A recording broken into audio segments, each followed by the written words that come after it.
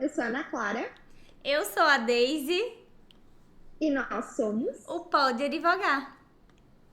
No episódio de hoje, a gente vai falar sobre as delícias e as dores da advocacia.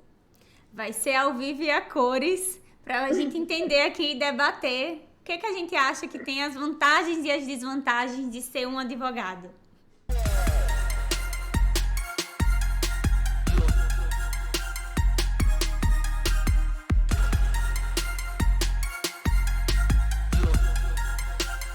A gente até conversou rapidamente antes, assim, a gente sempre deixa para falar na hora, assim, sobre as coisas. Mas a gente até conversou antes, assim, aí ele falou, talvez sejam as mesmas coisas. Mas vamos ver, assim, as interpretações e o que a gente veio, assim, em primeiro momento, porque eu acho que se a gente for aprofundar, tem muitas coisas boas e tem muitos desafios, mas, assim, o que vem em primeiro momento de cada uma. Amiga, quer começar?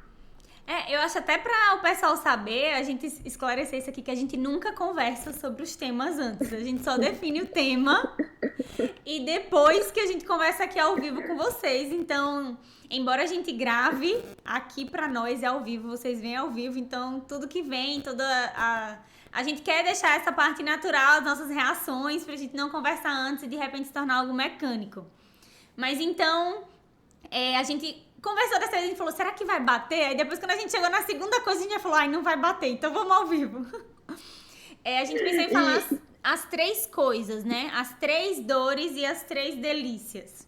Acho que a principal delícia da advocacia é a gente fazer a diferença na vida das pessoas. A gente sentir que de alguma forma a gente consegue contribuir positivamente, que a vida da pessoa vai se tornar melhor depois da nossa atuação. Esse é um ponto que não tem como não ser comum, né? Porque é a missão, assim, que a gente tem ali profissional. Então, é o que faz com que a gente ame a profissão. Eu acho que é o principal fator. Depois vem outras coisas que são muito engrandecedoras da profissão, que eu vou trazer o que eu pensei, Sim. a Daisy vai trazer o que ela pensou. Mas como ponto inicial, não tem como sair de você ter capacidade de solucionar problemas das pessoas. Então, eu anotei assim, ser capaz de solucionar problemas para tornar a vida das pessoas melhor. Então é exatamente isso, né? Às vezes a gente sempre, eu acho que todas as profissões têm essa possibilidade, né? Todos os serviços, mas conseguir, né, ter acesso direto a melhorar a vida de uma pessoa, ser esse objeto de que você tem capacidade primeiro do conhecimento de poder melhorar algum ponto na vida da pessoa. Ontem, por exemplo, eu fiz uma consulta que era uma simples consulta, mas a pessoa estava cheia de dúvidas. E no final ela me falou, nossa, agora eu tô me sentindo tão melhor, porque já fiquei muito mais tranquila, porque às vezes vai conversando com um, vai conversando com o outro. Então, assim, é uma coisa, naquela ocasião foi uma coisa simples, foi uma consulta, mas as informações que eu prestei fizeram com que aquela pessoa se sentisse melhor. Então, assim, são esses retornos, né, dos clientes que fazem com que eu me motive a fazer mais e a querer mais continuar, né, buscando permanecer nessa profissão. Sim, é algo que eu fico feliz a semana inteira. Assim, com algumas demandas. Acho que a gente talvez tenha mais caminho pra gente trabalhar, às vezes, em algumas demandas que são consensuais, que a gente sabe que a gente tem alguns limites no judiciário, né? Sim. Mas eu fico muito feliz quando eu vejo que a gente consegue realmente fazer a diferença, de repente, sei lá, uma ação de convivência que a gente vai definir, tem que ser judicial, e por isso que eu falo ação, né? E de repente você conversa com o cliente e eu vejo assim, caraca, esse pai vai ser o dobro presente na vida desse filho, porque eu conversei com ele, eu mostrei pra ele a importância dele participar, dele estar ativo, por mais que tenha às vezes as dificuldades, e aí eu fico assim, caraca, tipo, que legal, tipo, eu fico dias feliz assim com isso. E eu acho que isso é algo que a gente tem que sempre buscar. Pegar os estímulos positivos e multiplicando eles, assim, ao longo dos dias, dos momentos, porque se a gente for ver só o lado negativo, e fica complicado. Então, a gente aproveitar esses pequenos momentos, assim, que são algum feedback do cliente e enaltecer aquilo, né, dentro da gente. E realmente a gente fica. Tem várias vezes que eu fico feliz ao longo da semana, assim, por causa de alguma coisa simples, que Sim. talvez para outra pessoa seria muito simples, mas que eu vejo que eu contribuí de alguma forma. E é fofinha a cara que eles fazem às vezes, né? Já atendi um senhor de idade que você falou de a gente explicar e a parte entender e ela, né, se sentir segura, né? E aí ele olhou pra mim e ele, eu tô me sentindo muito seguro. Eu achei tão fofo. Eu tô me sentindo muito seguro, eu gostei muito.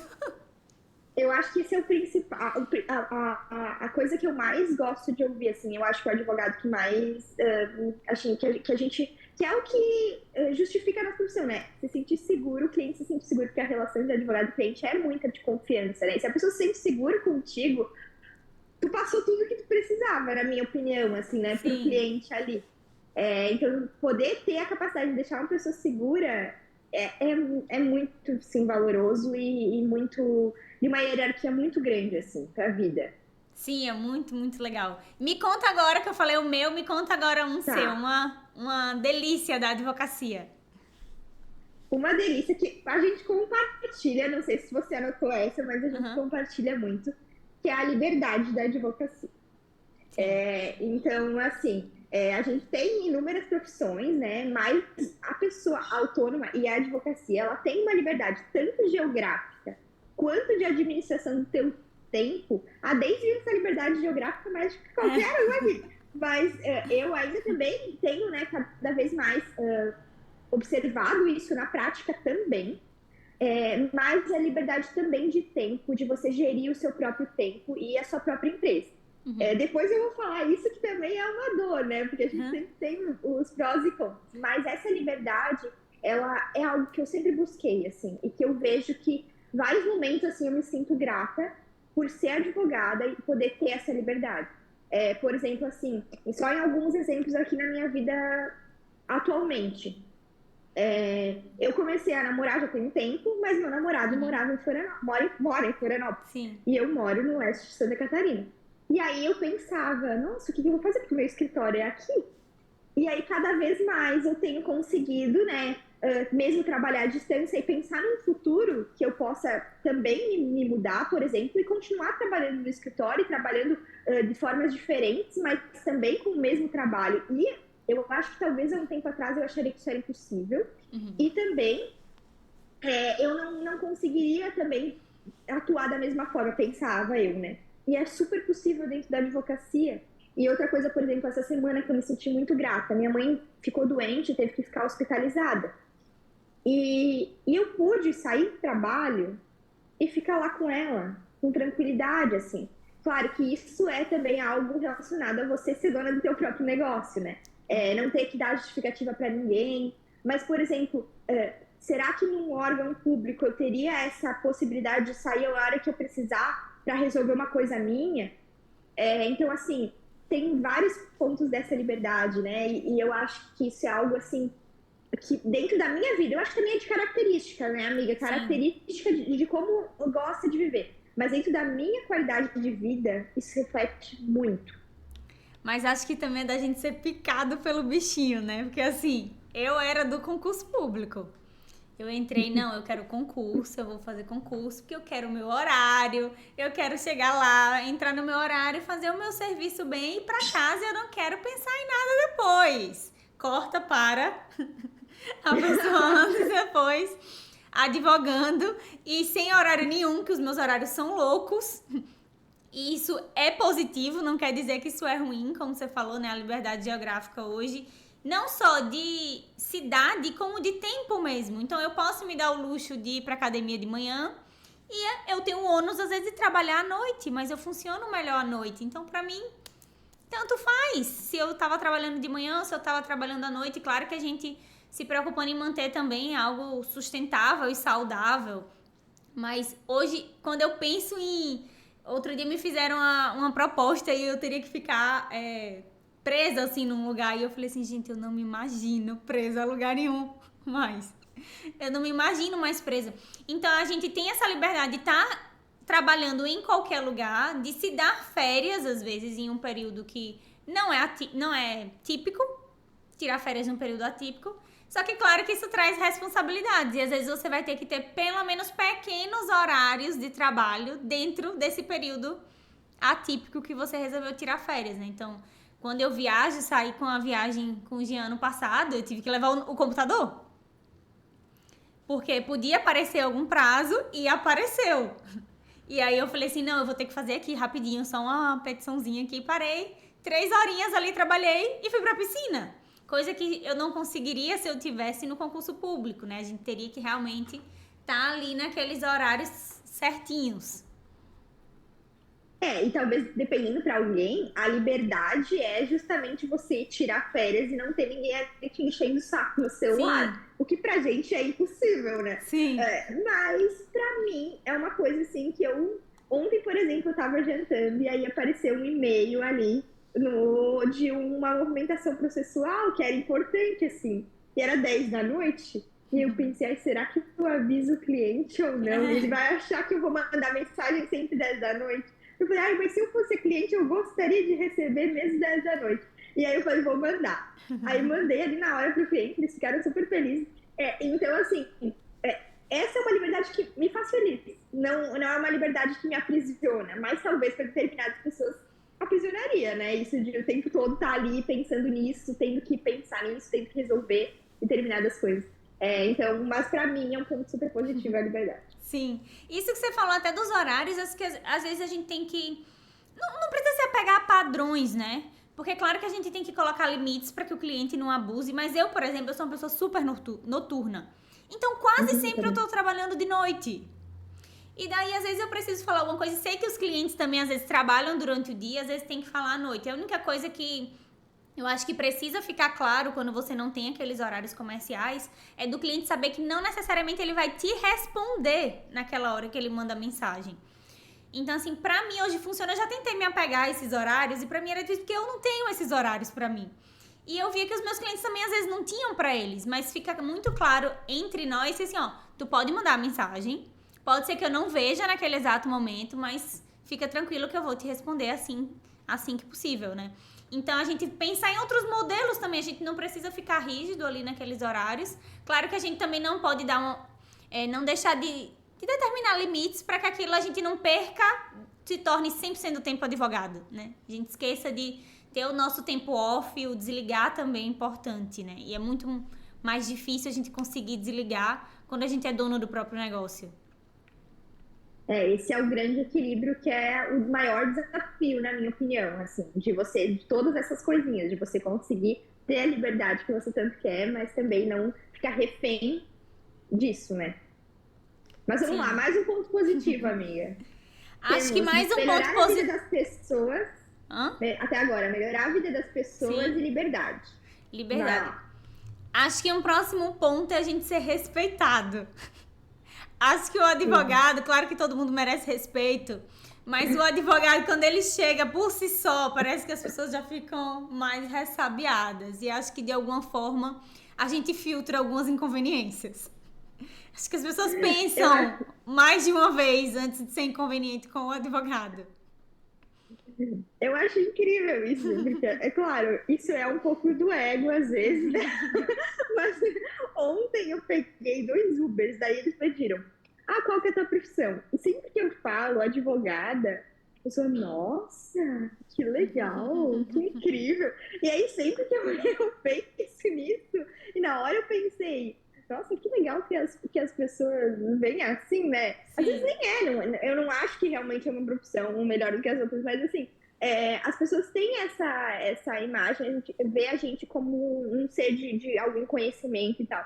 Então eu acho isso muito legal, eu acho que um Eu ponto acho que positivo parte também. mais das pessoas do que a gente, assim. Eu não gosto de sair dando Aham, carteirada, dizendo que eu sou advogada pelos cantos. Eu tenho um ranço disso, por sinal. Só que às vezes sim. acaba que as pessoas ficam sabendo, né? Às vezes até quando você tá, por exemplo, identidade, eu ando muito com a carteira da OAB porque ela é quase um cartão. E a identidade normal, ela amassa. E às vezes eu vejo que em alguns lugares a pessoa tá te tratando de um jeito. Daí ela faz, me dá teu documento. Aí você dá a carteira, que é a sua identidade. E daí eu percebo que muda o tratamento às vezes. Não que devesse mudar, né? Mas de alguma forma parece que as pessoas já presumem que você sabe dos seus direitos e elas tendem a ser menos inconvenientes. Sem dúvida. E eu acho que também, assim, eu também não gosto de ficar dando carteirada, mas assim, eu acho bonito a gente ter orgulho, assim, da nossa profissão, porque de alguma forma, em alguns momentos, na verdade, eu acho que isso também varia muito essa sensação do advogado, porque se a gente vai, por exemplo, no fórum, a gente se sente talvez a pior pessoa O dali, né? Dentro de cachorro do uma sala de bandido. audiência. Exatamente, a pior pessoa tem o promotor ali do lado do juiz, tem o juiz ali, e você se sente a pessoa que vai ser pisada ali, se porventura acontecer alguma coisa. Ou quando vai despachar, que o juiz tem que implorar para despachar, enfim. Então, varia muito a sensação. Mas eu vejo que com as pessoas no geral, assim, a gente é muito respeitado. E eu acho que a gente tem que se sentir assim e tem que trazer também esse respeito para dentro também, quando a gente precisar de alguma coisa dentro dos tribunais, por exemplo, né, nessa relação juiz-promotor. Porque a nossa profissão realmente é muito importante, né? Ela é imprescindível. Sem ela, a justiça não funcionaria, não existiria. Então, a gente tem que ter isso claro e ter muito orgulho, assim. Claro, sem passar do ponto, né? Mas eu penso que isso é muito importante mesmo. É legal você falar isso da gente, da diferença de percepção dependendo do ambiente, porque de fato os advogados em geral são maltratados no judiciário e não deveriam, né? E tá aí a comissão de prerrogativas para impedir vários abusos que acontecem. Mas uma coisa legal que eu acho da gente pensar também é quem vem primeiro, o ovo ou a galinha, né? Então, será que a gente é respeitado porque a gente é advogado? Ou é o perfil do advogado que impõe esse respeito? Será que não é uma competência que já vem de quem tem o perfil para advogar? Que a pessoa já se posiciona de uma forma diferente das pessoas? Porque eu noto que as pessoas respeitam até pela forma que a gente fala. Né? Às vezes o cliente fala, eu liguei, falei tudo que você disse e não deu certo. Que às vezes você diz, você vai lá, você vai dizer isso. Aí a pessoa chega, fala... E aí não deu certo. Aí você vai junto com a pessoa, aí você faz isso. Aí magicamente dá certo. A pessoa, quando eu falo, não acontece isso. Exatamente, acontece muito. E aí os clientes já sabem que você falando a mesma coisa vai ter outro resultado. Ele fala, pode ligar para mim, pode fazer isso. E eu sei que na prática é assim mesmo, assim. Ele muitas vezes ele vai buscar a mesma coisa, mas não vai sair com o resultado se você solicitar, você vai sair com o resultado, assim. Então, realmente, mas eu acho que é uma conquista mesmo. Eu acho que é uma conquista também. Acho que tem a ver com a profissão e tem a ver com a firmeza que você fala, né? Porque quando você tem convicção, quando você tem conhecimento, você fala de forma muito mais convicta do que a pessoa que ela tá indo, ela não tá acostumada a fazer aquilo. Então ela chega lá, então, eu queria. E o advogado já chega, não, eu sei que é assim, é assado. Então a firmeza na hora que a gente fala determina também, sem a gente ter que falar que é advogado. Então acho que de uma forma ou de outra o nosso perfil como pessoa, né? Talvez nos faça ser mais respeitado. Uma coisa engraçada que aconteceu comigo e com o Jean, quando a gente foi casar, o meu irmão celebrou o nosso casamento. E daí ele tava fazendo perguntas para um e pro outro, porque ele tava montando o discurso e tal. E daí ele foi perguntar qual era a minha... Aí ele perguntou qual era a maior qualidade, a minha, né? E daí eu já tava preparada que para o meu defeito, que todo mundo acha que é o meu defeito, que eu sou brava, né? Porque eu sou assim... Eu sou ponderada, né? Eu gosto de pensar no equilíbrio, mas eu sou brava. E aí eu já tava pronta pra ele dizer que esse era o meu defeito. Eu já tava pronta pra ele dizer isso, né? E daí quando meu irmão perguntou qual que era a minha qualidade, aí ele falou, por que ela é brava? Aí eu falei, não amor, peraí, era o defeito. Era a qualidade agora. Aí ele, não, mas eu acho que essa é a qualidade. Eu falei, a qualidade é que eu sou brava. Eu, como assim? Aí ele, porque eu acho que ela impõe respeito. Porque ela fala e aí as pessoas respeitam o que ela diz. Então, como tudo é a percepção, né? O olhar que cada um vê cada coisa. Exatamente. E tudo tem dois lados, mas na profissão, isso que o Jean trouxe de você, das pessoas te respeitarem, sem dúvida, é uma qualidade, né? Então, sim. Assim, ele viu ali como brava, né? Mas é isso que a gente tem que buscar dentro da profissão. Como tu disse, está muito aliado ao conhecimento, porque a maioria das coisas não é o que você fala, mas como você fala.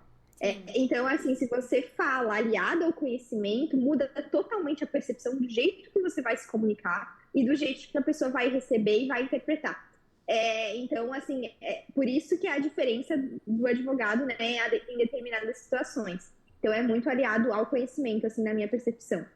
Sim, com certeza.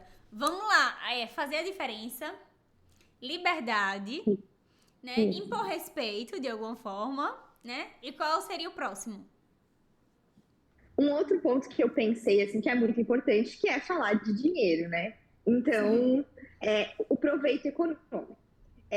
Isso, eu acho que pode ser que muita gente também, como é percepções aqui a gente está falando, vai ver, nossa, é um ponto negativo, porque o advogado não tem estabilidade.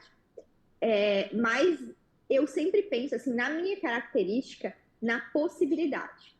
Então, assim, eu vejo que o advogado tem a possibilidade de ganhar muito mais do que um concurso público, por exemplo. Porque o concurso público, você vai passar no concurso, você vai ganhar aquilo que tá lá, você vai crescer na carreira, mas é o padrão, todo mundo que quiser consulta ali, inclusive quanto que eles recebem. O advogado realmente pode ter meses que ele não vai receber nada, mas tem a possibilidade de, em determinadas demandas, receber muito mais do que você receberia dentro de um concurso. Então, essa possibilidade de proveito econômico é algo que, assim, eu vejo que é muito bom na advocacia, essa possibilidade de você crescer na profissão, de você crescer de maneira econômica, talvez no início demore um pouco mais, mas depois cresça de maneira ainda mais rápida. E também dentro disso, a possibilidade de isso ser um estímulo para você. Porque eu acho que o que eu observo, assim, é que dentro, por exemplo, o ser humano, ele é naturalmente acomodado. Ele se acomoda. Então, assim, se adapta às situações e se acomoda. Será que eu, assim, se eu fosse concursada, eu estaria buscando conhecimento, assim, tanto quanto eu busco? Porque eu sei que a minha advocacia, o meu. Eu tô falando de mim. Assim, eu financeiramente sou sempre estimulada que eu preciso melhorar a profissão, que eu preciso, né, estar alinhada, que eu preciso conquistar mais clientes. Então é uma busca incessante por estar sempre se melhorando como profissional. Por causa do estímulo também financeiro, né? Porque se eu ficar acomodada, eu vou ganhar menos. Então, eu vejo que esse estímulo também não existe dentro, talvez para mim não existiria dentro de um concurso público, porque independentemente ali claro, ali vai ter, né, a elevação de carreira, mas vamos pensar num concurso que eu entre e ganho aquele mesmo salário para o resto da vida ali profissional, não vou ter esse estímulo assim. Então eu aliei duas coisas aqui em uma, na verdade, né? Mas a questão econômica e o estímulo que isso gera também. É porque quem vai pro concurso tem um teto, né? Você ganha bem, né? Você também não sabe se você vai passar de primeira, principalmente quando a gente fala de concursos para membro, que são mais difíceis, tem uma concorrência maior. Não sei nem se concorrência, porque eu acho que qualitativamente os concorrentes são talvez mais bem preparados, ou que tem um conhecimento pelo menos mais profundo, né? Talvez, nem só da preparação, né? Não é comum que as pessoas passem de cara no concurso para membro, ainda mais quando a maioria dos concursos para membros exigem prática jurídica de 3 anos. Né? E a maioria não conta aquele período de estágio, tem que ser realmente depois de formado. Então você já vai ter um tempo, talvez se na advocacia você se dedicasse a quantidade de horas que um concurseiro tem que se dedicar, talvez você em 3 anos já tivesse uma advocacia muito diferente.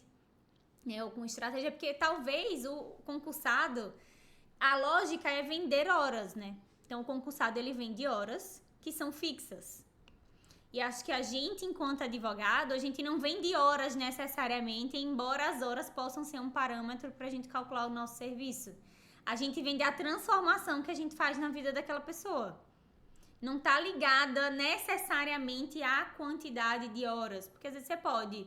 É que nem aquela história do parafuso, né? Você vai me cobrar tanto por um parafuso? Mas é a forma de apertar o parafuso que faz toda a diferença. Então, você não cobra pelo minuto que você tá ali apertando o parafuso. Você paga pelas horas que a pessoa aprendeu de qual é a melhor forma de apertar aquele parafuso para ele não soltar mais. É claro que usando uma metáfora, né? Mas são lógicas diferentes. E a advocacia, a gente não tem esse teto, né? Você pode pegar um processo que mude a sua vida e a vida da sua família, e você ganha um dinheiro que talvez alguém no concurso público, mesmo no concurso para membro, não ganhe em 20 anos. E isso é possível. Você também... Só que eu acho que em algum momento parece que a advocacia se perdeu um pouco. Alguns advogados. Sempre se construiu a ideia de que advogado era um investimento alto. Não vou dizer caro, porque a gente também investe muito, né? O nosso custo é nosso, enquanto do concursado é do Estado, né?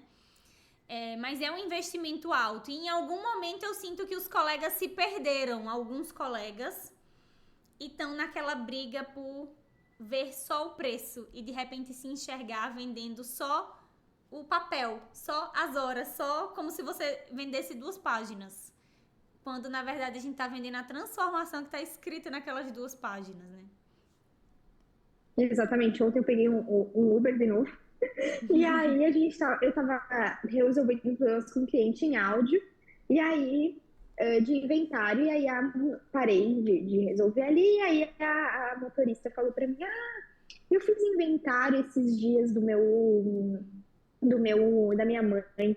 A advogada cobrou R$ 1.300. Aí eu tava falando de valores com a cliente, né? E aí eu não sei o que ela queria com aquela informação, porque meu valor era muito maior que isso, né? Mas eu não sei o que ela queria, mas eu falei, depende do serviço que cada um gera, né? Não vou, não, então é uma decisão individual. Mas a gente também a gente já conversou aqui sobre precificação também, mas é saber o que a gente quer realmente transformar, como a gente quer transformar e ter a consciência da capacidade que a gente tem de fazer isso, né? Então, isso é muito importante. Sim, com certeza. Uma outra coisa que eu acho que Vamos tá lá. associada a isso, tá um pouco associada à segunda coisa que eu falei, que eu tô olhando aqui porque eu anotei, que é o nosso poder de argumentar, que entra na mesma história de quem vem primeiro, se é o ovo ou se é a galinha, né? O advogado que sabe argumentar ou as pessoas que sabem argumentar que procuram advocacia. Eu nunca quis muito, nunca foi um desejo meu, porque quando a gente entra na faculdade de Direito, as pessoas sabem, vai ser juíza. Não sei se você ouviu muito isso, eu ouvia muito. Sim, Vai ser sim. juíza. E eu fazia assim, mas não quero ser juíza, entendeu? O juiz ganha bem, então entra até aquela coisa do ganha bem, né? O juiz tem um salário Uhum. bom, mas eu não quero ser juiz, eu gosto de argumentar, sempre fui questionadora. Esse negócio só ficar sentado e ouvindo as 2 partes, né? Claro, não é sentado sem fazer nada, mas é sentado no sentido de pronto ali para ouvir o que as partes têm para dizer. E ele não tem uma posição tão ativa quanto o advogado pode ter, né? De achar brechas e de trazer um outro ponto que talvez ninguém tenha enxergado.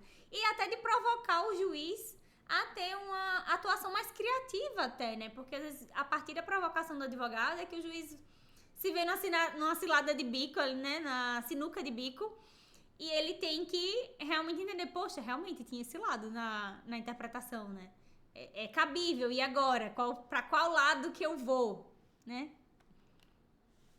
Eu ouvi isso uma vez que o advogado é o autor da causa, né? É o quem vai guiar o juiz. Sem o advogado, o juiz não vai para nenhum lado, né? Porque ele vai em regra, né, se limitar ao que o advogado colocar, os advogados, né, colocarem ali no processo. Então, é algo assim muito interessante da gente poder realmente criar argumentos, buscar e montar, né, a nossa própria estratégia para conquistar algo, né? E eu acho que muito alinhado a isso vem também a sensação de conquista, né? Que quando um argumento que você criou, que você estudou, que você levou, é, o juiz valida aquele argumento. Então, isso também é uma sensação que não tem como o juiz ter. Não sei se eles entendem isso quando não recordam, mas não sei, acho que não, né? Não faz sentido.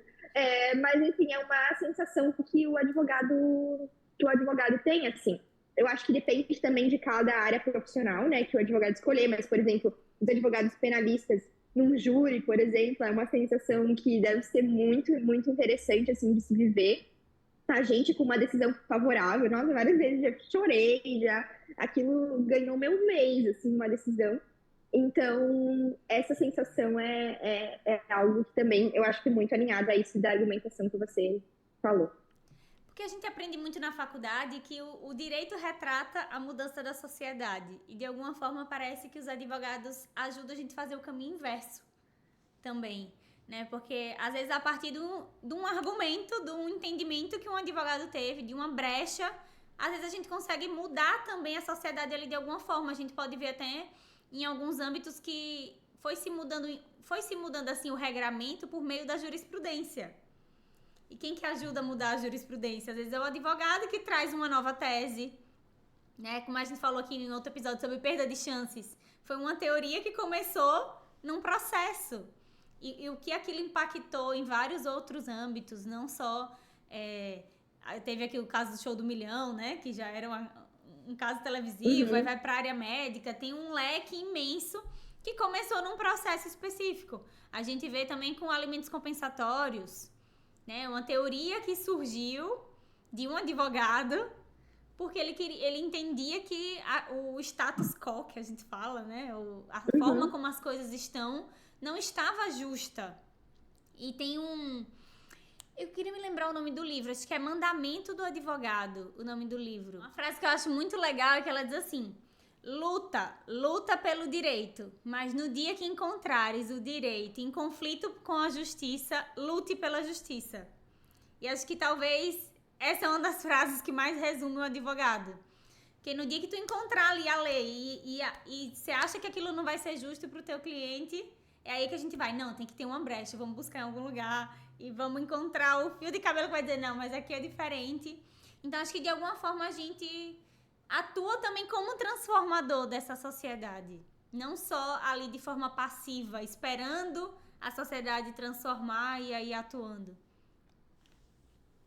O advogado faz a jurisprudência, né? Quando leva alguma tese nova, alguma coisa. E isso que tu falou, nossa, me recordou muito recentemente. A gente contratou uma pessoa lá no escritório que ela já tinha passado na prova da ordem, mas ela estava suspensa, acho que né? Estava suspensa, porque ela estava exercendo uma outra atividade jurídica. E aí ela nunca advogou na prática, né? Mas, enfim, a gente contratou ela para advogar e ela queria muito, tinha muito essa vontade. E aí ela fez uma peça que eu orientei ela para fazer e ela veio trazer a peça para mim e ela trouxe assim, um monte de dificuldade, porque a lei fala isso, e aí, assim, conversando com ela, a gente ficou horas conversando, assim, sobre isso. Porque a gente tem que trazer o lado de advogada para ela. Sim. E o principal ponto que eu trouxe é pensar além da caixinha. Além do que está ali. Eu sei que diz isso. Mas tu acha que seria razoável para o cliente não poder fazer isso? Porque tem essa limitação ali. Qual seria o resultado? Seria muito mais prejudicial para essa pessoa que era um incapaz. Muito mais prejudicial, então a gente precisa da autorização judicial justamente por isso. Então, para além das possibilidades, né? E aí ela já veio, é verdade, eu não tinha pensado nisso, e foi trazendo vários pontos, assim. Então, assim, realmente a gente tem ali nas mãos e tem que focar realmente nisso, assim, que às vezes vai ter empecilhos ali, mas que a gente tem outras formas de buscar aquilo, e eu acho que vai muito disso do advogado, de pensar além da caixinha, assim, ali. Sim. Ampliar. Com certeza. Mas nem tudo são flores, pessoal. Não. Vamos agora às dores da advocacia, que o advogado sofre, não é pouco também. Você quer começar, amiga? A gente já tem começado com as coisas ruins, né? Pra depois pra gente final, terminar com as boas, mas a gente vê que sempre tem um contraponto, né? Mas faz parte. A gente ainda aqui, já desse coisa, a gente acha que tem mais positivos, senão a gente não estaria aqui, né? Inclusive com um podcast para estimular todo mundo a advogar. Mas o primeiro, assim, negativo que eu pensei, ele também tem dois lados, mas é essa necessidade de capacitação integral do advogado. Então, a gente não pode só advogar, a gente não pode ir lá cumprir a nossa função de peticionar e argumentar e só. Né? A gente tem que... isso é bom, assim, no sentido de que a gente se capacita muito, assim. Eu tenho na minha profissão um campo experimental maravilhoso para eu me melhorar como ser humano na comunicação com as pessoas, em inúmeras pontes, né?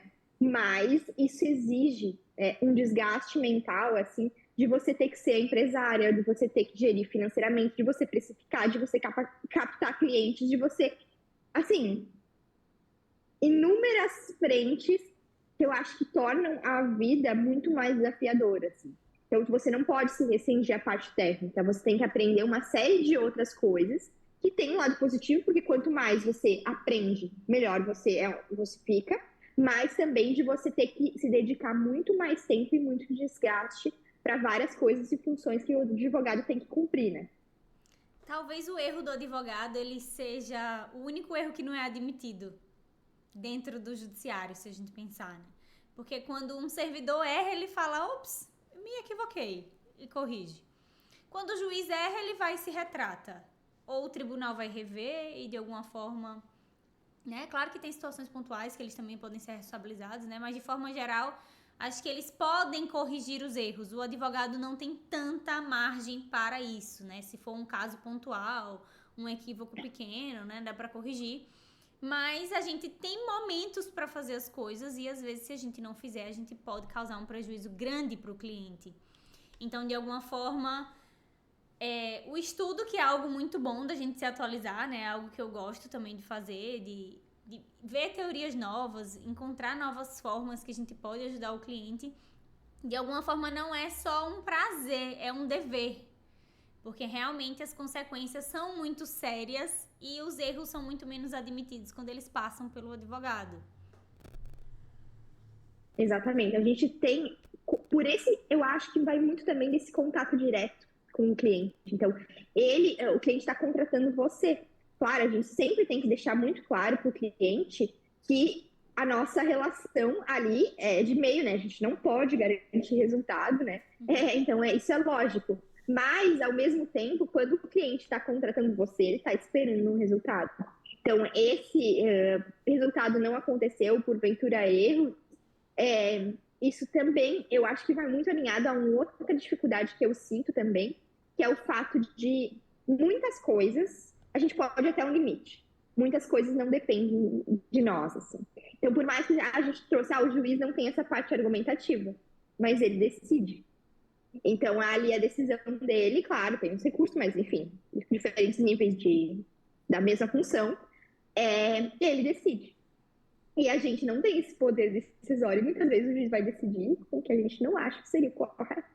Então, administrar isso e repassar isso para o cliente também é um grande desafio. Às vezes, eu acho que talvez, para mim, isso é o que gera, às vezes, mais frustração, assim, da profissão. Porque eu já tive situações, assim, muito difíceis nessas relacionadas a isso, assim. Sim, eu até tinha anotado esse ponto aqui, era a minha segunda dor, que é essa falta de autonomia que a gente tem, ao mesmo tempo que a gente tem muita autonomia, na autonomia técnica, né, do que a gente vai dizer, do que a gente vai argumentar, das brechas que a gente vai encontrar, a gente não tem autonomia sobre o resultado muitas vezes, principalmente quando a gente fala de demandas judiciais. E isso, de fato, muitas vezes é frustrante, porque não depende nem da gente, nem das partes, depende de um terceiro. Isso é doloroso, até pra gente ver que até os estudos que a gente faz, por vezes, não vão ter espaço naquele ambiente, né? Então, por exemplo, eu estava conversando com uma cliente umas semanas atrás, a gente estava vendo a questão da convivência, né? E aí, plano de convivência, eu faço um plano todo detalhado, vendo a rotina de todo mundo, tentando encaixar todas as brechas de feriado, de hora de escola, que horas o pai sai do trabalho, que horas que a mãe, quando a criança dorme. E aí a gente encaixa tudo. Só que eu também tinha que mostrar para ela que assim, ó, no judiciário, se o juiz for decidir isso, vai ser muito difícil que o juiz faça com essa riqueza de detalhes, porque ele não tem nem tempo para fazer isso. Porque enquanto faz um plano parental de várias páginas, o juiz não vai poder fazer uma sentença para ficar batendo. Que horas a mãe sai da academia? Que horas a criança sai do inglês? O juiz não vai ter tempo de fazer isso, né? Então, ao mesmo tempo, mostrar para ela a importância daquilo e o que a gente pode oferecer de transformação, mas também saber que se aquilo não for consensual, talvez a gente não consiga fazer daquela forma. Porque quando a gente tem que ir para o judiciário, né, de qualquer forma, mas quando a gente faz no consensual que as partes assinam, normalmente só vem a sentença dizendo confirmo, atende o melhor interesse da criança e a gente consegue fazer aquilo detalhado. Mas se deixar para o terceiro fazer, muitas vezes não tem espaço para a gente exercer todos aqueles estudos que a gente teve nos bastidores. Sem dúvidas.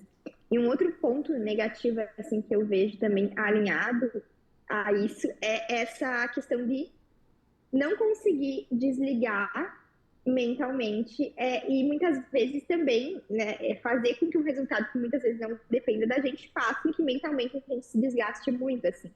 Tu trazendo sobre isso, eu recordei, recentemente, assim, acho que foi o pior momento, assim, da advocacia para mim, que era um processo muito difícil, assim, que envolvia crianças. Muito difícil, muito complexo. E aí a gente perdeu em primeiro grau e eu fiz o recurso. E assim, um dia e aí foi decidido o recurso, na verdade, era um agravo. Então, teve lá a decisão da minha tutela de urgência, e aí tinha sido provido o recurso, e eu fiquei assim, muito feliz. E aí eu fui comunicar para as partes, e assim, foi uma cena mais emocionante que eu já vi na minha advocacia. E no outro dia, eles fizeram um agravo interno e o desembargador mudou a decisão. E eu tive que comunicar para os clientes no dia seguinte que a decisão tinha mudado. E foi muito difícil. Foi assim. Eu fiquei chorando por umas 2 horas, falando que eu não queria, que eu não ia falar para ele, igual uma criança, mas pensando que eu não devia ter dado a boa notícia. Porque quando que eu imaginei que, com base nos mesmos fatos, não tinha nada que mudou, não sei porquê, não entendo até hoje, o juiz mudou a decisão. É o desembargador ali no caso. E aí, como é que tu explica isso para os clientes? Isso é possível? E aí, claro, eu vejo, eu fiz errado, eu acho que não fiz errado em comunicar a boa notícia para os clientes. Depois, claro, eu chamei eles e, da mesma forma que eu dei a notícia boa, olhei nos olhos, dei a notícia ruim. No mesmo dia. Mas, assim, como é que. Eu fiquei pensando, eu fiquei revoltada, como é que eu explico isso? É que é difícil pra Como é que gente eu dissociar, né? A gente sente que é nossa culpa quando não é, né? E nem só isso, né? Como é que a mesma pessoa te explica que a mesma pessoa mudou de ideia sobre o mesmo fato de um dia para o outro? Né? Que essa seria a situação ali. Sim. Não tem como explicar. Então, assim, é muito difícil. Realmente eu me senti muito culpada. Me senti, será que eu devia ter feito mais? Será que. E então, assim, essa sensação, assim, até hoje, isso me deixa muito agoniada, assim.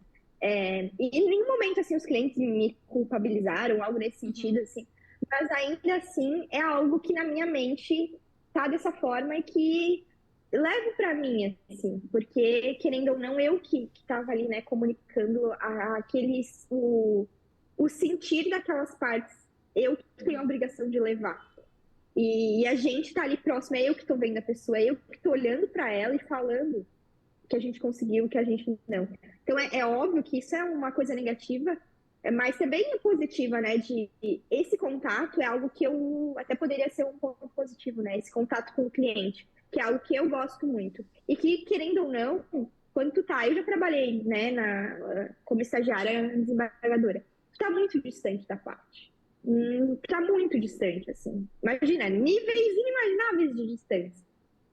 Então, essa proximidade causa esse desgaste, mas causa também, talvez, uma sensação muito melhor de você estar contribuindo. Sim, porque por mais que o juiz tenha a justiça nas mãos, aspas, né, de alguma forma, ainda que ele tenha a sensação de que ele tá mudando a vida daquela pessoa, ele não vê, né? Nem quando ele dá uma notícia positiva pra parte. Mas algo que eu gosto muito de falar pros clientes, assim, é que, na verdade, a gente... Aquilo da obrigação de meio, né? Mas eu falo assim, eu não tenho poder... O meu papel é funcionar como a ponte entre o seu direito e o judiciário. A gente só é a ponte. Mas o que vai definir é realmente o caso concreto. E eu trago também para os clientes, assim, que a gente tem que... É difícil a gente separar, mas a gente também tem que entender que o juiz não estava lá. Ele não estava lá quando aconteceu. Então, a gente faz uma espécie de telefone sem fio na justiça. E daí, quando sai uma decisão ruim, eu tento mostrar para os clientes esse lado também. O juiz não estava lá. Às vezes, todos os detalhes que a gente sabe, ele não sabe. Por mais que a gente traga, ele ouviu 2 pessoas. E às vezes, uma pessoa disse isso, outra pessoa disse aquilo. E para o juiz também é muito desafiador saber quem está falando a verdade. Quem será que está sendo, não mentiroso, né? Mas quem está sendo mais fiel ao que de fato aconteceu? E é desafiador para o juiz. Então, não necessariamente porque o juiz deu uma decisão contrária, talvez se ele tivesse lá, ele teria pensado diferente. Mas como ele não estava, ele pode ter ouvido a nossa parte, mas aí quando ele ouviu a outra pessoa, ele ficou, e agora? Eu, quando era estagiária Era estagiária de juiz, né? Eu ficava muito assim... Eu lia um caso e eu falava, nossa, que absurdo! Aí eu pegava outra pessoa e ficava, ué... e aí, né? E aí você fica meio, e agora? Então é um desafio grande, acho que a gente tem que passar isso para os clientes também, né? Que o nosso papel é ser a ponte, mas por mais que a gente tente retratar fielmente o que aconteceu, a gente nunca vai conseguir reconstruir aqueles fatos. Não é que nem Big Brother, que você filma, e é que nem Big Brother dá pra ser 100% real, porque às vezes o corte da câmera não pegou do lado que entendia, né? Exatamente. Então a gente não vive ali algo tudo completamente computadorizado e filmado para o juiz ver. Não, exatamente foi desse jeito, nesse tom, né? Então é algo realmente muito subjetivo e é difícil, de fato, a gente dar essas más notícias, né? A gente gostaria de poder dar sempre boas notícias, mas a gente não pode, né? Sim, exatamente. Pra gente finalizar, inclusive já estamos com o tempo Uhum. esgotado, pessoal, mas eu vou falar a última aqui. Acho que hoje eu não vejo isso tanto acontecer, mas eu acho que isso ainda acontece muito, que é das pessoas muitas vezes não reconhecerem o papel do advogado. Talvez até link com aquilo que você falou lá, que às vezes o advogado é o cachorro do bandido no judiciário, né? Que a gente é meio que humilhado, às vezes no judiciário a gente tem que ouvir certas coisas difíceis de servidores e tem que ouvir uns desaforos. Mas acho que socialmente também as pessoas não têm tanta clareza sobre o papel do advogado. Parece que algumas pessoas confundem, às vezes, o advogado como um mero porta-voz. Não, eu só preciso que ele assine esse papel aqui. E acho que. Mas só tem isso aqui, você só assina. Não vai fazer um divórcio, mas é só assinar ali na linha. Você vai comigo no cartório. Aí você só assina ali. E às vezes as pessoas não entendem que não é só assinar, né? Um bom advogado, pelo menos, né? Que realmente faça o seu papel, ele vai analisar o seu caso. Ele vai precisar conferir a documentação. Ele vai fazer tudo aquilo que você, enquanto leigo, não vai conseguir fazer sozinho. Justamente porque você não teve essa bagagem, você não estudou e você não tem nem a obrigação de saber todos esses detalhes. Mas acho que isso é uma dor da advocacia, que é nosso papel também dar voz ao papel do advogado, mostrando efetivamente o que a gente faz. Ou menosprezam a importância do advogado para determinado ato, né? Acho que bem alinhado a isso. Então, fazer um contrato. Não precisa de advogado para fazer contrato, né? Pelo amor de Deus. Vou fazer uma doação. Não precisa, né, consultar um advogado para fazer uma doação. Vou fazer aqui uma compra e venda de ascendente para descendente. Não preciso contratar advogado. Vou fazer um testamento. Que, assim, a lei não exige, tá, gente? Mas, assim, é muito importante a presença do advogado. Então, não é porque a lei, os filhos se bobear, né? Era mais dos casos se inventário não existe advogado, todo mundo ia querer fazer inventário para ser advogado. Com certeza. Então, assim, como testamento, enfim. Então, eu acho que isso é muito alinhado a isso. As pessoas menosprezam a atuação do advogado como se fosse só um ser que está ali para assinar documentos, sendo que o conhecimento para o ato que vai fazer a principal diferença. O que outro dia eu atendi uma pessoa que falou, ela tava com um contrato, e me revolta esse caso. Que a pessoa fez um contrato na academia. Gente, é um negócio inacreditável. Ela disse, não, porque eu soube que na academia tava fazendo um contrato. E enquanto ela falava, meu cérebro tava assim, mas na academia, como assim na academia?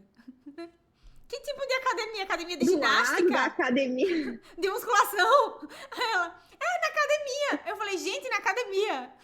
E, tipo, não era um contrato que não tinha nada a ver com a academia. A linha de raciocínio, né? Não tinha nada a ver com a academia. Ela ia vender um imóvel para uma outra pessoa. E aí ela foi fazer o contrato na academia. Eu falei, mas a senhora fazer o contrato na academia? E aí ela foi me mostrar o contrato. Gente, era assim, não tem uma outra palavra que senão caótico. O contrato era caótico. Imagina, uma pessoa malhando, só um pouquinho, deixa eu parar de digitar aqui. Então, assim, ela fez uma permuta de imóveis. O contrato era de compra e venda. Ela vendeu e dizia que ela recebeu um dinheiro que ela não recebeu. Ainda era um contrato particular, que tem que ser escritura pública, né? E eu, assim, eu não sei nem por onde começar. Os erros, não dá pra... mas ele é advogado, dono da academia? Como que é isso? Ela, não, ele é dono da academia, mas aí lá tá fazendo contrato. Aí eu, mas a senhora precisa de um advogado pra fazer o contrato? Ela, eu vou contratar um advogado até pra fazer um contrato? E eu, pra justamente a senhora não passar por isso aqui. Agora a senhora tem um contrato que a senhora acha que diz que a senhora é dona da sua casa? E é um contrato que não diz isso. O contrato nem mencionava o terreno que ela trocou. Tipo assim, era um negócio caótico. E aí ela ainda assim falou, até para assinar um contrato? Exatamente. Pra não passar por isso aqui, né? E aí eu fui explicar, ó, tem isso, tem... A senhora recebeu esse dinheiro aqui? Ela, não, era não sei quantos mil, mas tá dizendo que a senhora recebeu, a senhora não recebeu? Ela, não, eu não recebi nada, só troquei. Eu falei, mas a senhora leu quando a senhora assinou? Aí ela, não, né, eles fizeram lá, eu só assinei. E eu, tipo, meu Deus do céu. É revoltante. Então, pessoal, vocês viram que a vida do advogado nem sempre é fácil, mas acho que a gente tá sempre ali na montanha-russa. Pra mim não tem palavra melhor que defina a advocacia do que montanha-russa, né? Toda vez, Verdade. aí vem uma alegria, vem uma frustração, aí vem uma Verdade. tristeza, vem a euforia. Às vezes no mesmo dia. De um minuto pro outro. A gente vai dar alegria, da raiva, a tristeza, o ódio, a felicidade, a emoção. Todas as sensações. A gente aprende muito sobre as emoções. Nós estamos encerrando mais um episódio. Queríamos agradecer a companhia nessa temporada e que vocês nos esperem para a próxima temporada. A gente vai recarregar as energias e vamos trazer convidados para a gente enriquecer ainda mais todos os debates que a gente trouxe. Deem sugestões de temas, de convidados. Eu, assim, pessoalmente fiquei muito feliz de fazer essa primeira temporada. Fez que a gente trouxe bastante temas que são muitas dores e delícias da advocacia durante todos os episódios, né? E nesse último a gente deu um resumo aí das principais, que, na nossa opinião, são. E agradecemos muito por vocês estarem aqui compartilhando com a gente um pouco dessas dores e delícias da advocacia. E não deixa de fazer o combo completo. Se inscreve no canal, ativa o sininho, fala com a gente aqui no YouTube ou lá no Instagram também. E até a próxima. Tchau!